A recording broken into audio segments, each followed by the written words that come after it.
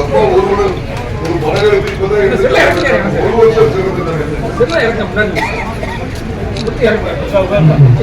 அவங்க முதல்ல 2 வருஷத்துலேயே 2 மலைகள்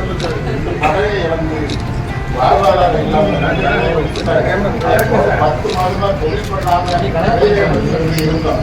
எங்க குடும்ப கஷ்டம் ஓட போக்களை விட்டு 2வது தலைமுறை 2 வருஷமா போட்டுட்டாங்க. நாங்கள் குழந்தைல வந்து எல்லாமே தற்கொலை பண்ணாத காரியத்தில் நாங்கள் இருக்கோம். எங்களுடைய சங்கத்தை நம்பிதான் நாங்கள் இருக்கோம். எங்களுக்கு நல்ல ஆவணை பண்ணி இங்க வந்து இன்னொரு விஷயம் 2011 வந்து 5 மீனவர்கள் இளைஞர் சங்கம் பொதுவிலக்கு போட்டு சிறையில் அறிவிச்சாங்க. அப்போ வந்து மக்கள் வந்து பாரத பிரதமர் அவர்கள் பெரிய மனசுக்கு அந்த தூக்கு தண்டனை கைது 5 பேரையும் எங்களுக்கு வீடு கொடுத்தாங்க. அது என் நன்றியோட நாங்கள் நினைச்சு போகிறோம். நாங்கள் என்றைக்கு மறக்க மாட்டோம். அதே மாதிரி பாரத பிரதமரை நினைச்சாங்க. இந்த பிரச்சனையை ஒரு நாள்ல முடிக்க முடியாது. இந்த மீனவ சமுதாயம் வாழ்வதற்கு நீங்க வழிவகை செய்யணும்.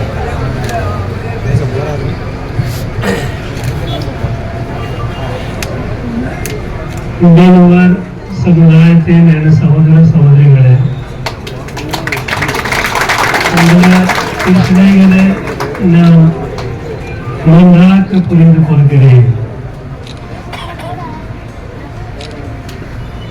உங்களிடம் எனக்கு அனுதாபம் உண்டு. ಈ ಪ್ರಶ್ನೆ 2 அரசுகள் மத்திய அரசு மாநில அரசு ஒன்றாக தீர்வு காண வேண்டும்.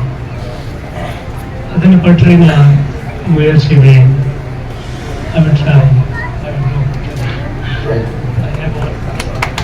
Thank you.